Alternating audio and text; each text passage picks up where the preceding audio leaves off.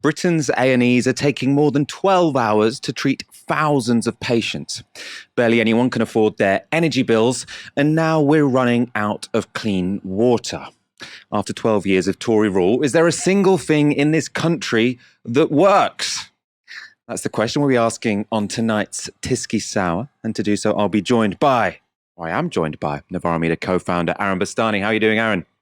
I'm very well, Michael. There is no shortage of good takes coming your way here on Tysky Sour.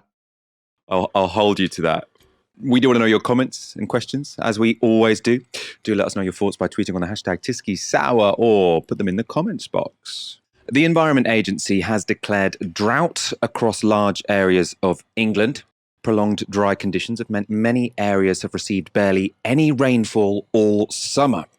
Drought is the second of 4 official dry weather emergency stages, and 8 of the Environment Agency's 14 areas are now in it, with a further 2 expected to be announced later this month. They stretch from Yorkshire to Kent and from Lincolnshire to Cornwall. The National Drought Group is a body of experts tasked with managing drought conditions, and they have been told that the dry weather is now threatening England's food security. The Guardian reports half of the potato crop is expected to fail as it cannot be irrigated, and even crops that are usually drought tolerant, such as maize, have been failing. The National Drought Group was told irrigation options are diminishing, with reservoirs being emptied fast, and losses of between 10% and 50% are expected for crops including carrots, onions, sugar beet, apples, and hops. Milk production is also down nationally due to a lack of food for cows, and wildfires are putting large areas of farmland at risk. Farmers are deciding whether to drill crops for next year, and there are concerns that many will decide not to, with dire consequences for the 2023 harvest.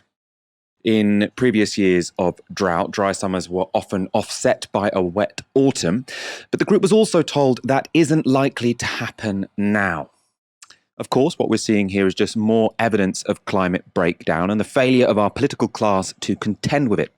But you might think this stark evidence would finally spur them into urgent action on decarbonisation.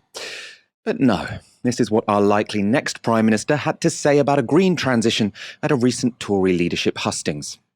And I think one of the most depressing sights when you're driving through England is seeing fields that should be full of crops or livestock full of solar panels.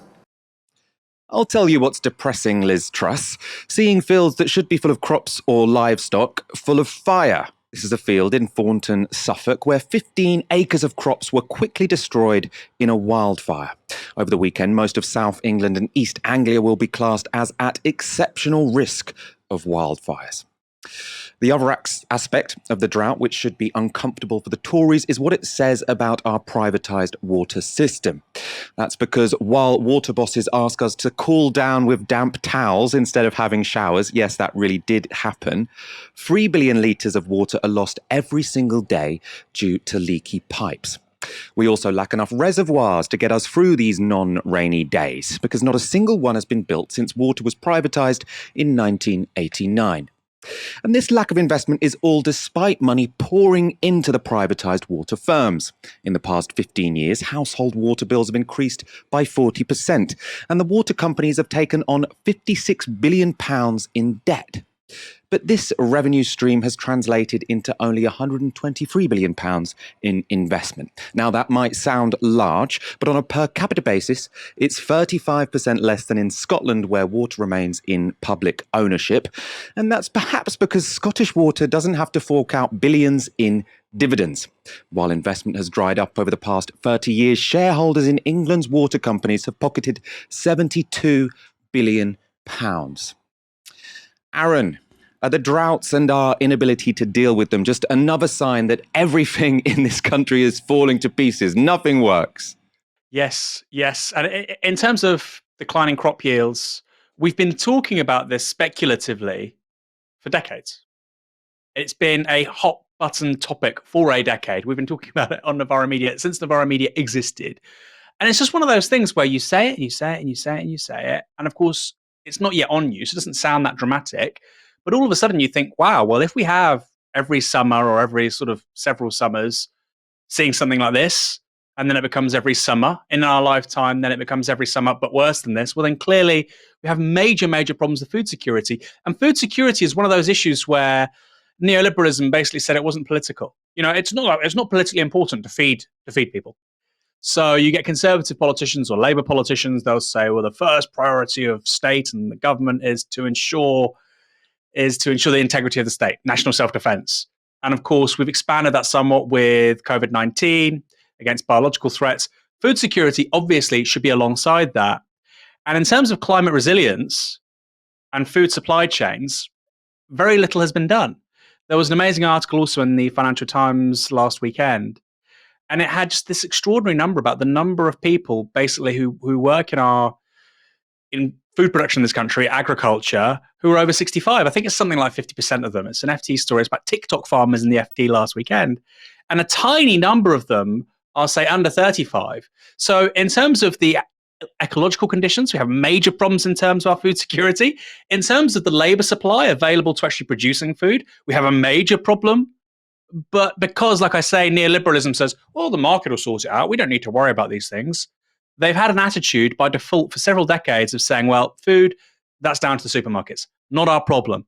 When you get food inflation like we're going to get, like we're already getting, but it's going to get far worse as climate change accelerates and intensifies, then it, of course, is going to become this massive political issue and politicians are going to react. But like I say, it's just one of those things. We've seen it coming down the barrel for decades and nobody's done anything. And maybe politicians will act in 10 years' time when it's obviously far too late. But like you say, yes, it's synonymous with a more general failure and inability of neoliberalism to actually solve problems. Even now, politicians don't talk in the register of solving problems. They talk about theology, right? Liz Truss says, "Oh, how are you going to help with economic growth?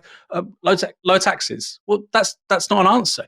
That's the status quo. We have low corporation taxes already. So if that was going to help economic growth, then we don't have to worry about low growth, which is precisely what's happening. So we have a bunch of politicians committed to these things, almost like religious holy scripture, rather than what they should be, which is orthodoxies which help us solve problems. Not doing that, so there are big problems in terms of food security, in terms of climate, in terms of housing, in terms of energy, public services.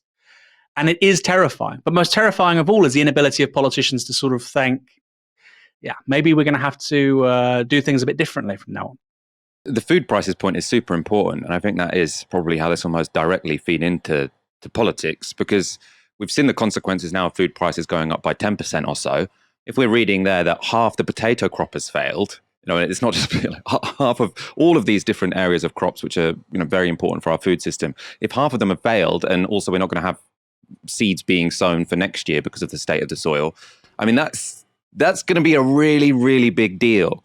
And I mean, this is going to be a running theme through tonight's show, but you're absolutely right, Aaron, that this is just another example of how neoliberalism is probably the worst possible system at planning for crises. Because the whole logic of it is about how do we cut corners? How do we get through normal times on as little investment and with as little outlays as possible?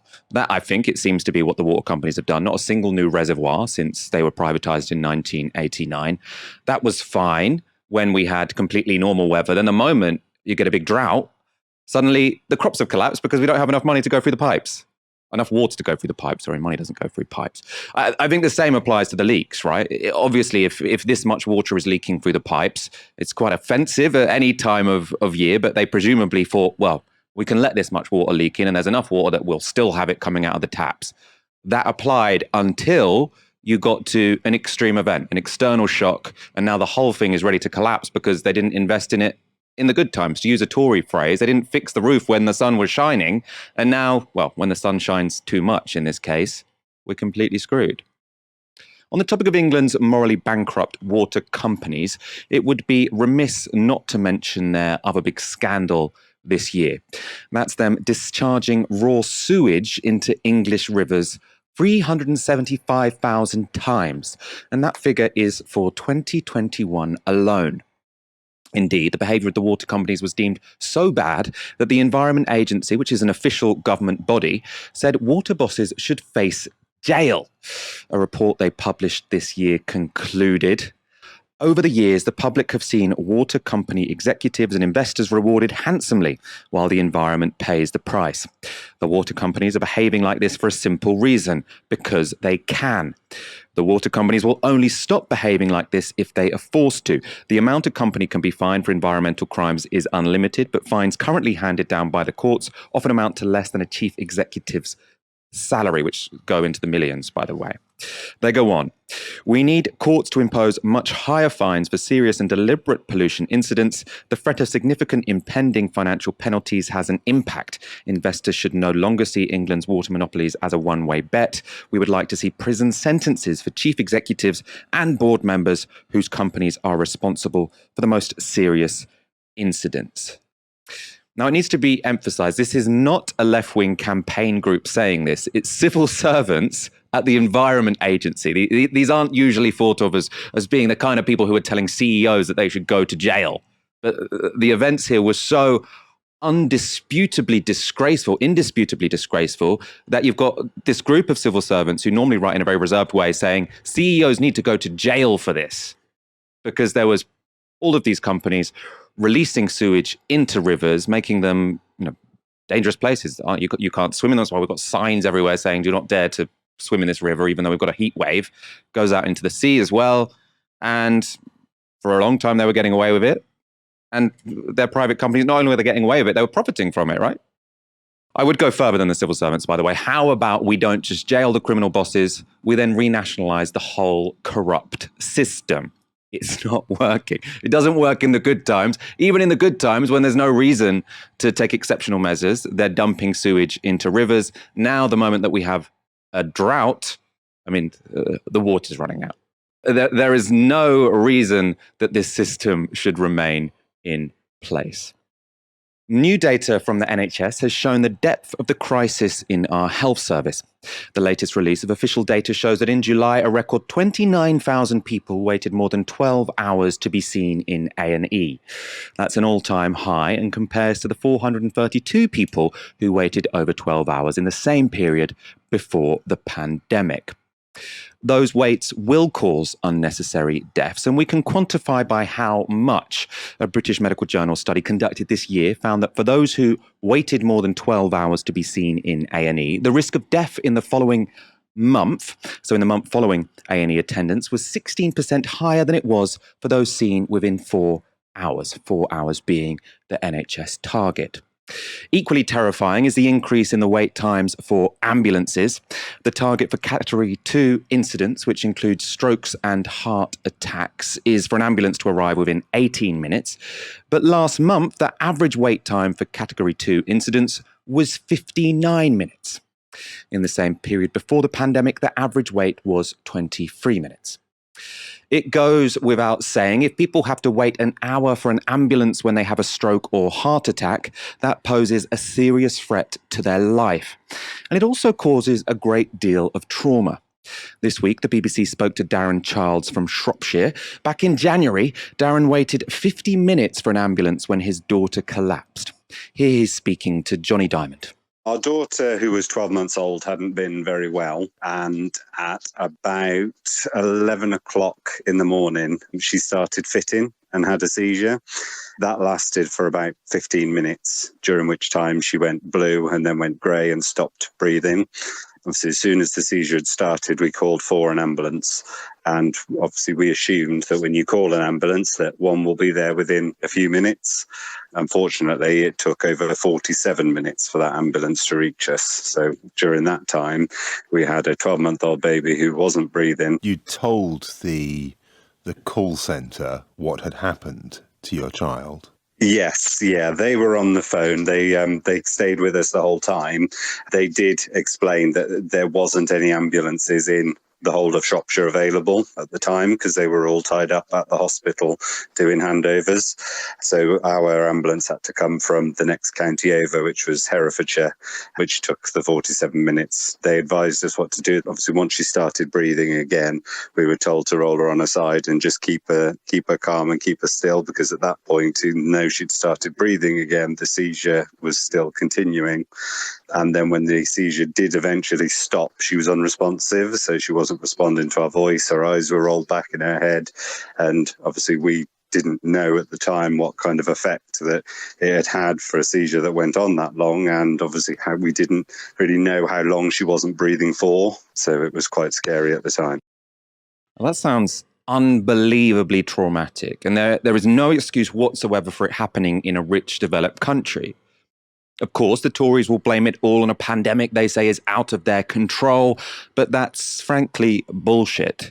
The reason the pandemic was able to put the NHS on its knees was because it came after a decade of chronic underfunding. This graphic shows NHS spending as a share of GDP. As you can see, it steadily climbs during the new Labour years before 2010, and then it starts to fall. That's a problem because with an ageing population, the proportion of GDP we should spend on healthcare should be increasing. If it falls, you'll get really big problems, and that's what we're suffering from now. On top of the funding squeeze in the NHS, the neglect in terms of social care is even more stark. This chart from the FT shows the amount of funding available to social care and the number of people who need social care. Both have changed since 2010. As you can see on the blue line, the number of people over 70 with multiple long-term health conditions has increased by 60%. The total number of people over 70 has increased 30%. Meanwhile, the level of social care funding has actually fallen. That matters in and of itself. If people need social care and they aren't getting it, that will cause a lot of unnecessary suffering. But it also has a knock-on effect on the NHS. 1 in 7 beds in the NHS in England are now occupied by people who don't need to be there. They can't be discharged because there's nowhere safe for them to go. Aaron, do you think the Tories will come to regret what they've done to our health service? No, they've made a great deal of money out of it, Michael. Jeremy Hunt, the former health secretary, who is related to a former Tory health secretary, Virginia Bottomley. I believe he inherited her constituency in Surrey. She is involved in private healthcare provision. She, I believe, is in the Lords. Baroness Bottomley, I think she probably has a different name to that, less alliterative. They really are on the fiddle with this stuff. I mean that figuratively. There is no actual criminal corruption. What they're doing is creating a revolving door between private and public healthcare, as I think is so emblematic in the case of Virginia Bottomley and literally her relative, Jeremy Hunt, who was a Tory Secretary of State for Health later on under a different Conservative government. In terms of the statistic you showed about GDP and the percentage of GDP going on healthcare spending, Michael, even that image doesn't show us the facts. Because you have to remember, I think until 2008, we'd seen 64 consecutive quarters of economic growth. So the economy was booming. So you have, in real terms, even if you'd kept the percentage of GDP that was being spent on healthcare, even if you kept it the same, you still would have seen major increases in revenues going towards the NHS, as with other public services. But that percentage was also going up. And conversely, what we've seen since 2010 is the percentage of GDP going on healthcare spending, that's been sort of edging down. We've also seen a very sluggish economy. Actually, on a per head basis, so of course, the population is growing, and if the population grows more quickly than GDP, then actually GDP per head is falling. We've had falling GDP for much of the last 15 years. Not all the time, but much of the last 15 years, which is a statistic rarely mentioned by the media. I wonder why. That really shows what a difficult situation we're in. So you have a stagnant economy, which of course means diminishing tax receipts going into these things anyway, and you have a diminishing percentage of GDP going on healthcare services. It's a nightmare. And finally, just to integrate something I wanted to say previously, you were talking about the Tories and planning. The Tories don't believe in planning. They don't think planning is good. They actually think planning is bad. Liz Truss, when she's talking about the failures of British housing, why don't we build more houses? She's saying we plan too much. She's saying it's because of Stalinist targets and plans. Well, actually, no, it's the complete opposite of that. We're leaving far too much to the market. Now, imagine if you knew somebody, Michael, they were a friend of yours or a colleague, and they refused to plan. They had no plans for tomorrow. They had no plans for later today. They didn't plan to do the shopping. They didn't plan to clean their bedroom. They didn't have any plans at work. They were just the most scatterbrained person you could imagine. Now, this would clearly be a very unbearable person to live with. You certainly wouldn't want them in charge of anything important. Or imagine a business where nobody did any planning. We're not making plans about whether or not our staff will get a pay rise, or whether we're going to exploit that opportunity, or are we going to pay the rent next week on the building that we lease? Well, we're not going to make any plans of that. Let's see what happens. That would be a very, very poor business. And yet that's the precise conception that conservatives have of the state. They think planning is bad. And I talked about theology earlier on. They don't have an economic orthodoxy anymore. They have a theology. And if you look at their view on the market, it is a substitute for the idea of divine providence. That's all it is. I don't need to do anything. I don't need to have any agency in the world. Human beings don't need to plan. Milton Friedman said this. Ultimately, the market is this thing that's so much more rational with the aggregation of all our choices. It's so much more rational and conscious, intentional planning. This is the idea of a providential God. That's all it is. It's kind of a reformulation of a very old Protestant idea. So, fine, we can have these interesting academic debates, but like I say, if you knew somebody that who compulsively didn't just fail to plan, thought planning was bad, you would call them a walking disaster. And yet these are the people with this conception of action and problem solving who are in charge of the country. And actually they're in charge of a number of countries. And the ideas in their heads called neoliberalism apparently are really serious. And if you think they're not serious, then you're not, a pragmatist, or you're not living in the real world. Well, Maybe we should stop living in that real world if the results are an NHS which is falling apart and ambulances which don't turn up for an hour.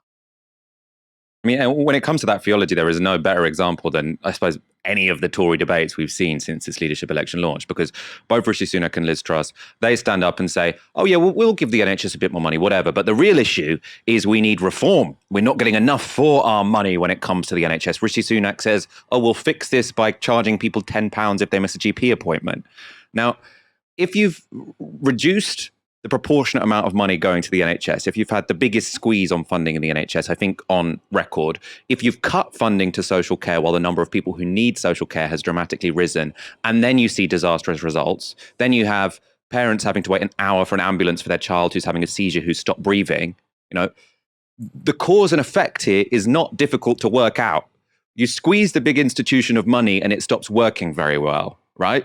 You don't need to go to management school and work out what's going here. You don't say, oh, we need to make this more efficient. There's too many layers of middle management. These very, very overworked people clearly aren't overworked enough, because that seems to be essentially what they're saying. We need to get more out of these people. These people are already working more hours than almost anyone else in the economy, right? But they just won't accept this. It's simple. You squeeze the money, you get worse outcomes. That's what we're seeing now. People will die because of it. And the Tories still live in cloud cuckoo land, where what they talk about is efficiency reforms. After all of this, after the pandemic, which showed how ridiculous the idea of efficiency savings are when it comes to something like the NHS, they're still using the same absolutely nonsense arguments. And I think this idea that this is just theology is a really important one, and it's really depressing because people are going to die because of it. The Tory leadership contenders have appeared at yet another hustings, this time in Cheltenham. The energy crisis was a major topic, and Liz Truss was asked what she planned to do about bills spiralling out of control. We need to make sure we're using our reserves in the North Sea and incentivising companies to do that. We need to make sure we're fracking in parts of the country where there is local support for that taking place. One thing I absolutely don't support is a windfall tax. I think it's a Labour idea. It's all about bashing business, and it sends the wrong message to international investors and to the public. But then what do the public think about energy giants making £3 billion in profits, while, by the way, they're already £3 billion in debt to them? Well, first of all, I don't think profit is a dirty word. And the fact it's become a dirty word in our society is a massive problem. I mean, profit hasn't really become a dirty word. What people don't like is the fact that you've got these companies making billions and billions of pounds, which they haven't earned. It was luck. There was a war in Ukraine, which for most people is a tragedy. For an oil company is, that's the jackpot. They're making billions while everyone else is struggling with higher prices. This isn't, oh no, we don't value entrepreneurship. We don't value innovation anymore. This is, we don't like people who are already incredibly rich getting something for nothing while the rest of us are suffering. Moving on, Truss is ruling out a windfall tax on massive energy profits. And separately, she's also said that she isn't in favour of handouts to those hit hardest by energy price increases. Instead, Truss is proposing tax cuts. She says she'll reverse the 1.25% increase in national insurance that Rishi Sunak brought in April. But it turns out that despite her protestations to the contrary, this isn't going to be much use for people most struggling with their bills. The Tony Blair Institute has crunched the numbers. They write this: Liz Truss has suggested that further handouts aren't the answer.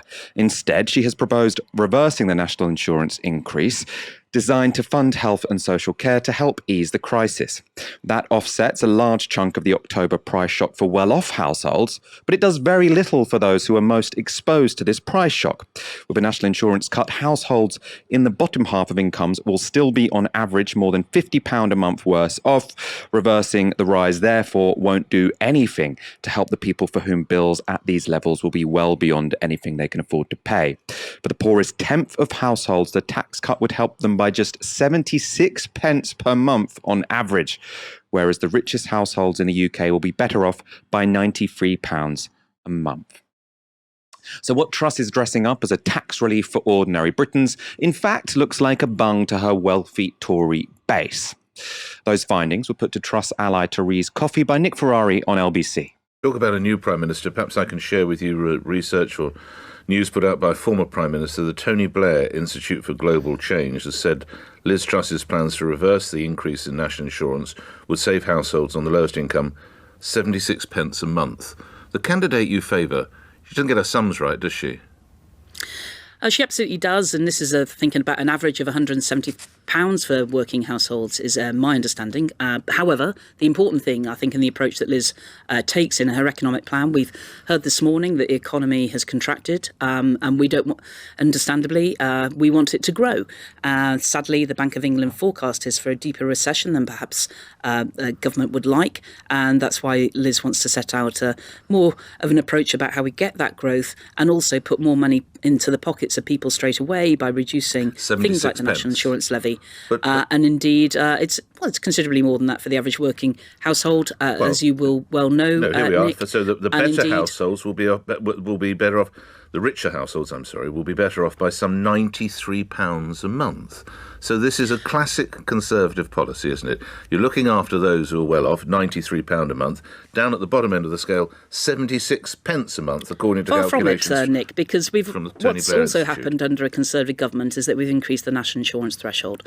So there are fewer people paying national insurance than there were before. So, frankly, Tony Blair has got nothing to shout about in helping the poor during the financial crisis that happened under Gordon Brown's watch, not helped by Tony Blair's legacy. No extra support was given to people on very low incomes, far from it. And in fact, this government has stepped up and helped households. Just to pick up on Coffey's point about the Labour government, which we don't always defend, Coffey is right that Gordon Brown didn't introduce any new special measures to help the poorest during the 2008 financial crash. But that's in part because it was a very different kind of crisis. The 2008 recession didn't come with a massive inflation shock. Instead, the problem was a hit to growth and then a big uptick in unemployment. And on that front, Brown didn't do too bad a job. He introduced a stimulus budget which saw the UK economy begin to recover. And between 2009 and 2010, the last year of the Labour government, the economy actually grew by 3.1%. But that good work was undone the following year when the coalition came in. The growth shrunk to just 0.3%. It's been anemic ever since. Another reality Coffey ignores is the different states Labour and Tory governments left the British economy in before it faced these shocks. On the one hand, the global financial crisis came after 13 years of Labour investment in services and benefits, which meant that when unemployment did increase, its effects were tempered. According to Full Fact and the Institute for Fiscal Studies, in 13 years of Labour government, education spending as a share of GDP increased by 1.6 percentage points from 4.1 to 5.7%. This is an equal record increase along with a 13-year period to 1965, where education spending as a share of GDP also rose by 1.6 percentage points. Health spending as a share of GDP increased by 2.9 percentage points from 4.7 to 7.6%. This was a record increase since the Second World War. Finally, total spending as a share of the economy increased by 9.6 percentage points, also a peacetime record compared to any other 13-year period. Now, why does this matter? It matters because if you have decent free services and a decent welfare system, then economic shocks won't put millions of households at immediate risk of extreme poverty. But the Tories did the opposite. This is what happened from 2010. Welfare spending on families dropped by almost a half in 8 years after austerity measures introduced caps on benefits. Education and welfare spending for single people was also cut, and that meant by 2018, 14.5 million people were already living in poverty. And that was before we were hit with COVID and inflation.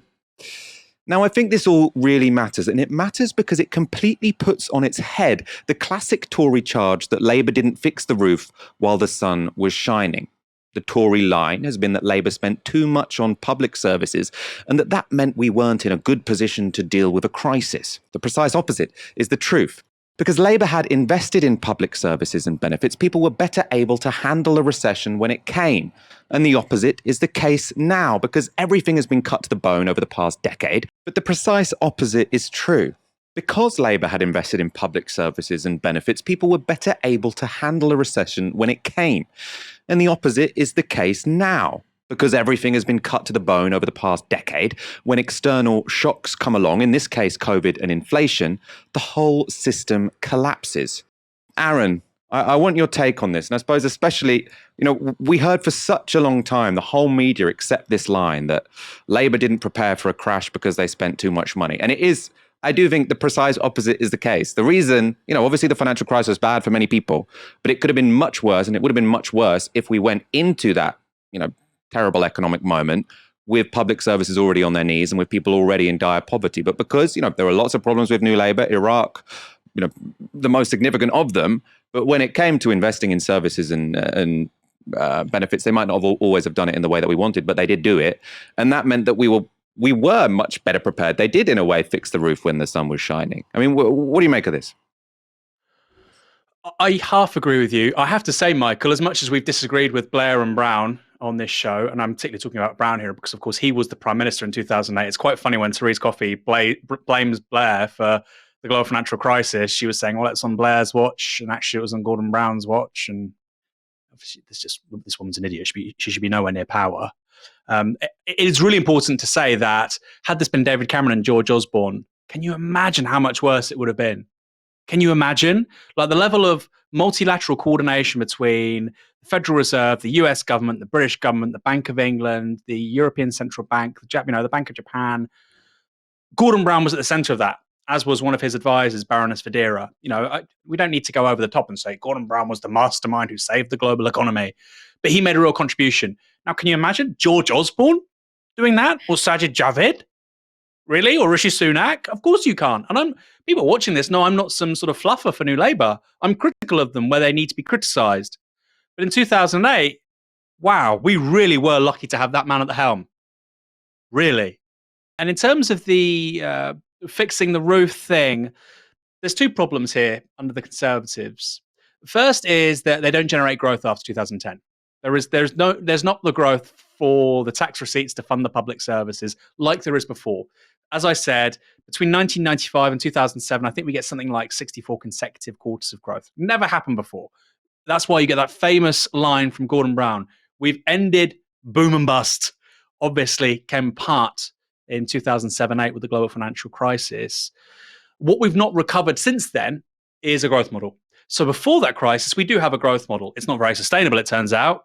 Financialization, the City of London, obviously rising real estate prices. You think house prices are going up right now? I think between 97 and 2007, they were going up by an average of 12% a year, every year. You had an explosion in house prices under Blair Brown. You have obviously PFI. You have cheap consumer durables coming over from China. You still have very cheap energy. You're looking at petroleum at like $20, $30, $40 a barrel for most of the late 90s, 2000s, before the global financial crisis. So you have this beautiful Goldilocks era, which creates growth for New Labour to then use the dividend of to fund public services. The question is, would New Labour have had a growth model after 2010 had, say, Gordon Brown won that general election? I think we probably would have had a better growth model than the Tories because they don't have one whatsoever. But I don't think they would have been there. So we get this line from Labour, well, if we'd had the trend growth before 2007, since 2010, then we'd be this much richer. Well, that's not happened anywhere on Earth. Well, that's not true. Actually, no, it's not happened anywhere on Earth. Even in China, there's not been the trend growth since 2010 as there was before the global financial crisis. You know, now China averages 7 or 8% growth a year. Before it was like 10, 11% growth. Ditto pretty much everywhere else. So it's a stupid thing for Labour to say because that growth model, really the only person who thought about it in British politics was Jeremy Corbyn and John McDonnell. Of course, nobody's allowed to say that probably in legacy media for the next 5 years, but that is the facts. Secondly, a big part of those tax receipts, as an extension of what I've just said, was coming out, of course, of the City of London financial services industry, this massive thing which was generating big corporate tax receipts to fund all this stuff. Now, of course, financial services has contracted since 2007 to an extraordinary extent at first, but it's never come back. And again, that's another thing which we've not really solved. Okay, well, where are we going to generate tax revenues to pay for this stuff? Clearly, the answer is on the digital giants. Clearly, the answer is on the ultra rich. Clearly, the answer is on capital gains, which are accumulating, whether that's stocks, whether it's house price values. You know, clearly that's where we generate those funds. But of course, that's a little bit controversial. You know, so we just pretend that we can generate the kind of taxes we did before with what was the magic money tree of the corporate tax receipts coming out of the City of London. But that's not really possible. So I half agree with you, Michael, but I agree with you entirely that we were very lucky to have Gordon Brown at the helm in 2008. Thank God it wasn't Rishi Sunak or George Osborne. Both entirely useless. Well, I mean, ideally, it would have been someone who used the moment to actually get corporations in check, right? I mean, instead of temporarily nationalizing the banks, he could have, actually properly done it and then made sure that the speculative economy that he'd allowed to sort of get out of control over the previous 10 years was, put a lid on it.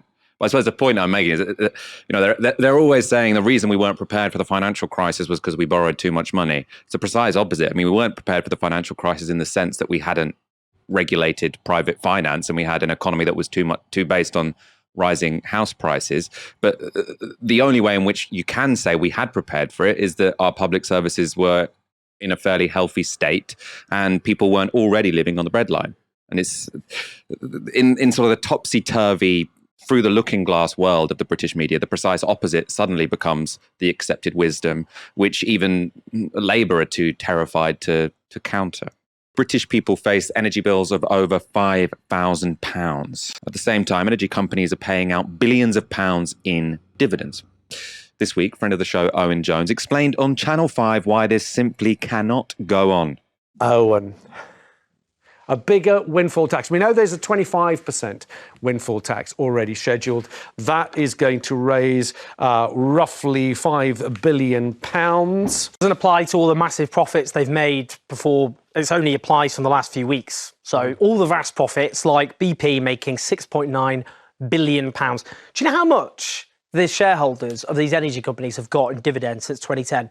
£200 billion. £200 billion, which could have been used to lower people's bills. £200 billion, by the way, which could have been used to invest in clean energy to make us energy independent so we wouldn't be exposed to these massive global headwinds.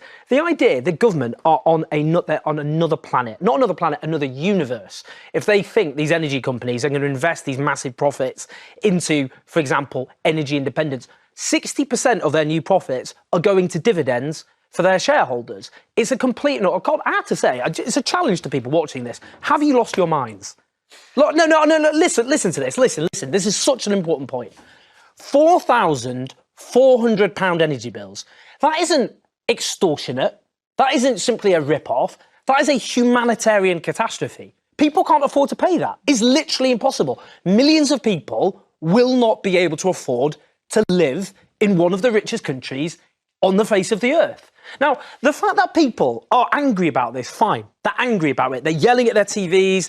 They're lying awake at night worrying about it. What on earth does it take in this country for people to take to the streets and actually do something? We can't just sit here while millions of people are driven literally so far below the poverty line that they can no longer afford to even exist. It's ludicrous. What we need to do, obviously, is not just keep doing windfall taxes, by the way, because all that's doing is dealing with the symptoms of privatising an industry which is a natural monopoly, which is obviously one of our most basic needs. So we should bring them under public ownership. Take France at the moment. France have got a nationalised energy system, right? Their energy prices, their bills aren't going up by 400 quid. They're going up by only 4%. Because the government are forcing them, because they can, to keep people's energy bills down. But let them run for the people of this country instead of shareholders who just want to rip us all off. Okay. Aaron, I want your response to Owen Jones' intervention there. It's pretty well put, I thought. It was beautifully put, Michael. And he's right. I mean, I'm a bit more optimistic. He's saying, what will it take for people to go to the street? I mean, people know if they go to the streets, that's not going to stop anything. What's that going to stop? So I'm a bit more sympathetic to people sort of not necessarily saying, well, we have to do something right now. I think the Don't Pay campaign, I think, is going to capture a really important part of the zeitgeist. We're talking about this on Wednesday when I filled in for you, Michael. You do a very tough job. I'm even more impressed than I was previously. You're looking at about, from a poll that came out from Savanta, around 25% of the public is saying that they aren't going to be able to pay their bills or won't pay those bills, 25%. And I think that would be more worrying for the government and for the energy companies than people protesting. If 25% of people said we're not going to pay our bills, that is existential for their bottom line and for their business model. And in terms of the more broad problems, and it goes back to something you were saying about Liz Truss, Michael, when you were saying that, most people don't have a problem with profits. There were loads of profits being made between 1997 and 2007 in this very strange economic model we had, which can never be repeated, by the way, which had a bunch of downsides, and we could have done things so much better. But you did have this period of relatively high profits, relatively decent-ish, better than now, wage growth. Certainly access to credit was good, so people could buy houses and so on. You did have this moment where people's living standards were getting better and profits were high. What we have now is very high profits and people getting poorer at a catastrophically quick pace. Okay, so let me give you an example. BT have recorded post-tax profits of 1.2 billion. I think they paid out 700 million in dividends. Their CEO is on £3.5 million when you have the entire salary package. Mr. Janssen, Philip Janssen, I believe his name is. So he's had a massive inflation-busting pay rise. The shareholders get their 700 million, massive profits. And yet you've got BT call centre workers, Michael, in the Northeast, who are on £20,000 a year, who have to use a food bank. They've got the food bank at work. I think it's called like a workplace pantry or something. It's like something you get at Waitrose. So people look at that and they say, well, the shareholders are getting 700 million. The senior staff, like the CEO, the CFO, the chief financial officer, they're getting millions of pounds. The company's doing really well. The people who literally are the bread and butter of the company, that pick up the phones, that go around fixing people's internet, there is no business without those people. Those people are using food banks.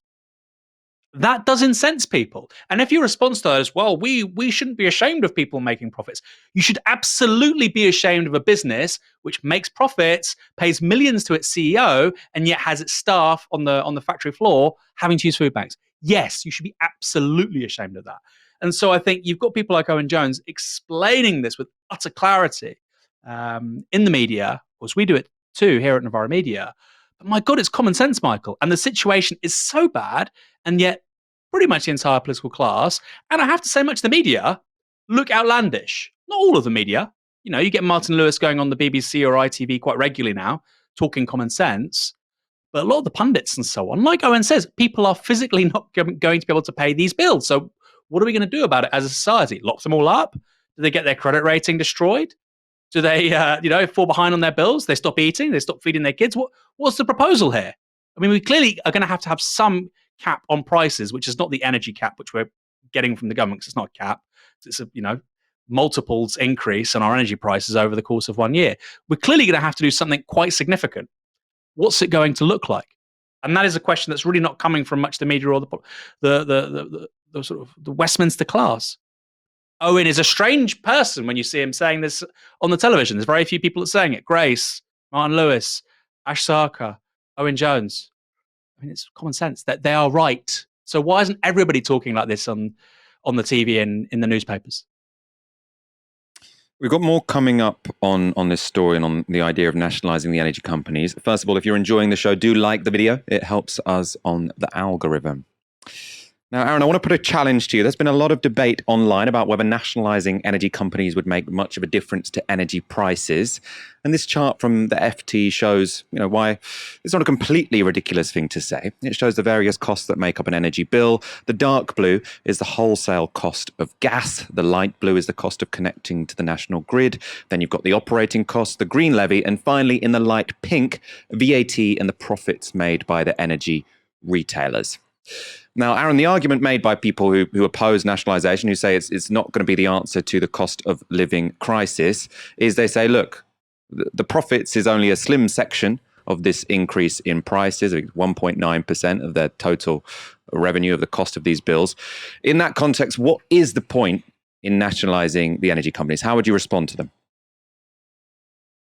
Well, we clearly need to move away from the price signal in terms of how this is going to be determined. Clearly, I mean, there's a decent argument which says we want people to move away from energy inefficiency. We want people to adopt green technologies. So some change in the price signal, particularly for more affluent consumers who can afford to do that, that might not be a bad thing. I don't think that's a bad argument. But I think even for those people who are very well off, when you include what's going to happen with interest rate changes, the Bank of England saying that we're going to see interest rates peak at 3%. Bullshit. They're saying 12 months from now, inflation is still going to be 9.5%.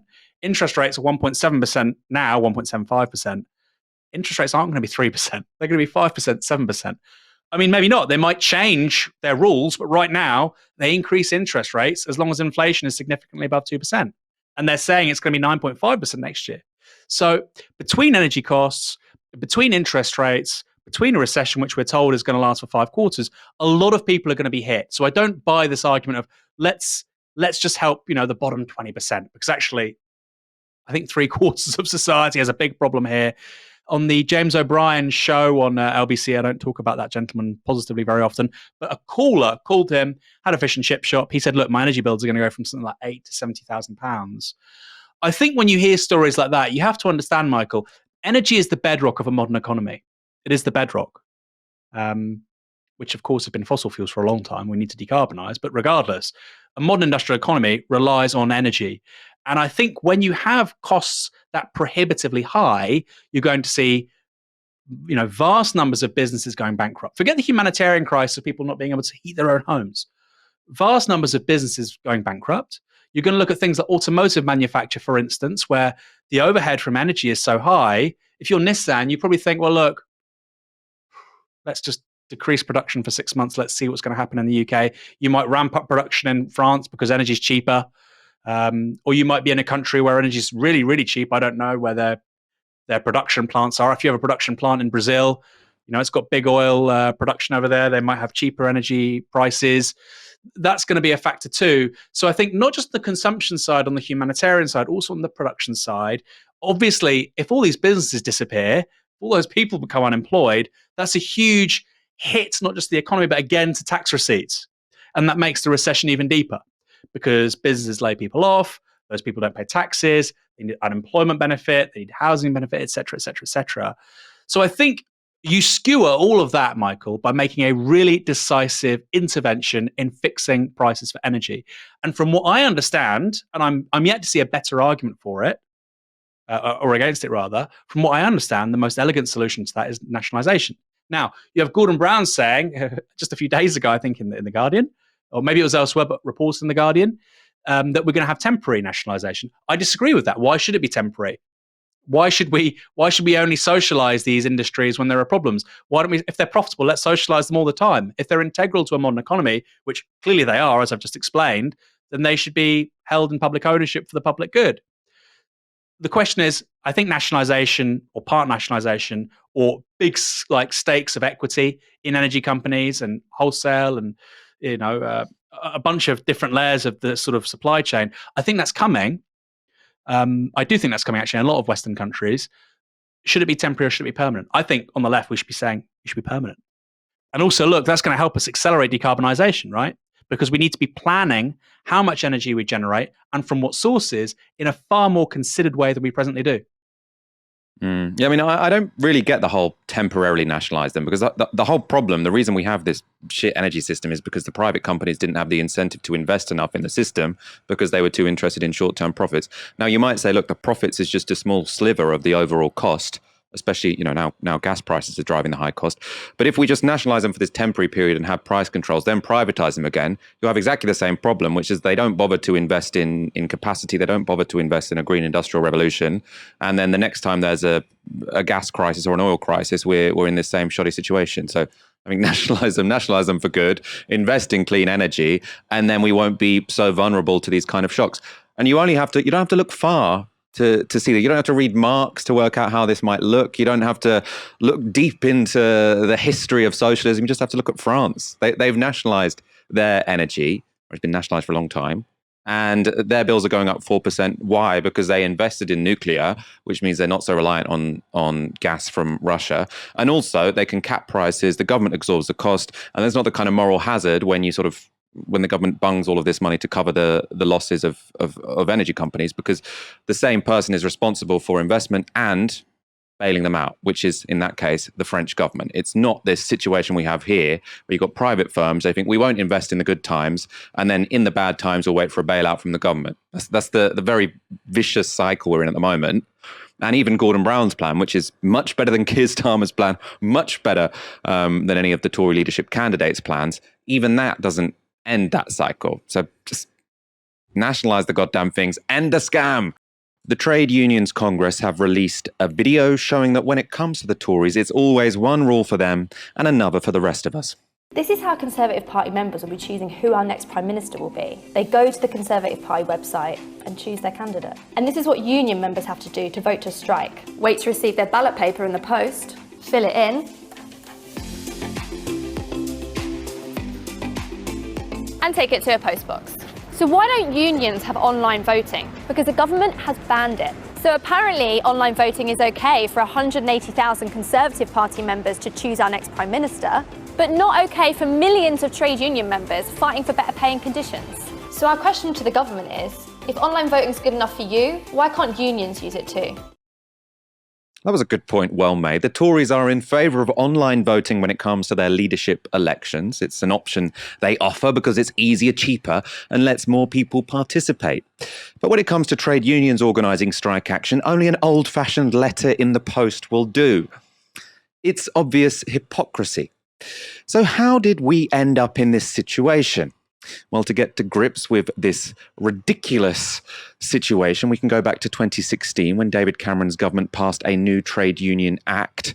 Its aim was to make it much harder for workers to strike, especially those in the public sector. And it did so by increasing the threshold needed for any strike ballot to be valid. For private sector unions, 50% of members would need to take part in any ballot for a strike to be legal. And it was even tougher for public sector unions. For them, not only did they need a 50% turnout, but on top of that, 40% of all members entitled to vote had to be in favour of the strike. Really high threshold to set there. In response, the unions asked for the right to ballot their members online, and despite an independent review suggesting a trial take place, the Tory government said no. Aaron, it is pretty crazy, isn't it? I don't think many people know about this either. The Tories are constantly calling the trade unions dinosaurs. Then the trade unions say, can we just let our members vote on the internet, given this is the 21st century? And the Tories say, no, you've got to use the post. Tories being hypocrites, Michael? Really? Really? The Tories having a completely morally vacuous double standard, which only suits them and completely rigs the rules against working class people. Whatever next? I mean, this is, it's very well explained by Shelley. We see these throughout public life in this country, just the like you say, the insanely obvious, the conspicuous double standard. And yet quite a few people, conservatives, don't seem to have a problem with it.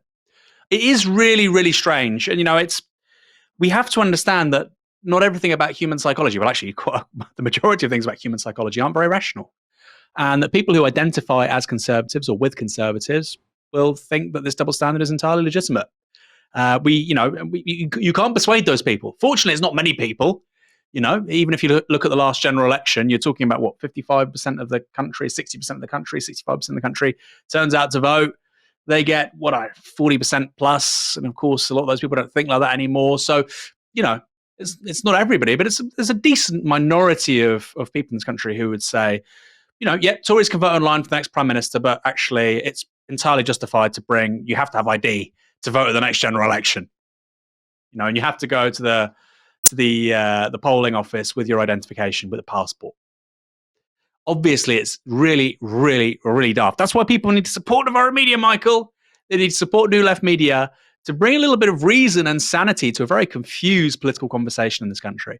But it's also great that the TUC are producing this content with Shelley. Shelley's fantastic. She's come on the show before a number of times.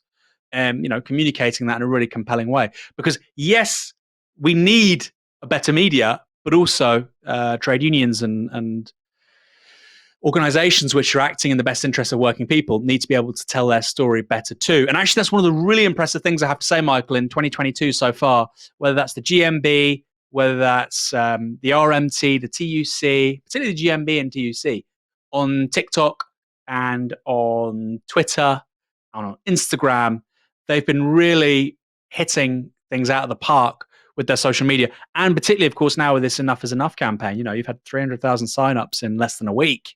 And they've got a really big social halo around what they do. 300,000 people is, it's twice as many people as members of the Conservative Party, which really does illustrate the extent to which this is a minority pursuit. The people who are applauding Liz Truss when she says these bonkers things about we shouldn't call profit a dirty word, while people who work at a business like BT with £1.2 billion post-tax profits have to use food banks. The people clapping that, there's not that many of them. The number of people who sort of let them get away with the double standard, yeah, that's a lot bigger. But the sort of ideological zealots, there's not that many of them. One is Lance Foreman, former Brexit Party guy on Twitter. The guy hasn't got a clue what he's talking about when it comes to economics or anything resembling even what seems to me like basic accounting. But he was a Brexit Party MEP. Hopefully in 10, 15 years' time, we can look at this period of British politics, particularly since austerity in 2010. Let's not let Cameron off the hook. He's been, I think, the worst prime minister of my lifetime. I think it's him and Thatcher. He's certainly worse than Boris Johnson, Cameron, because he inflicted so much utterly avoidable damage. Hopefully, we'll look at this episode, 2010, to God knows when it's going to finish.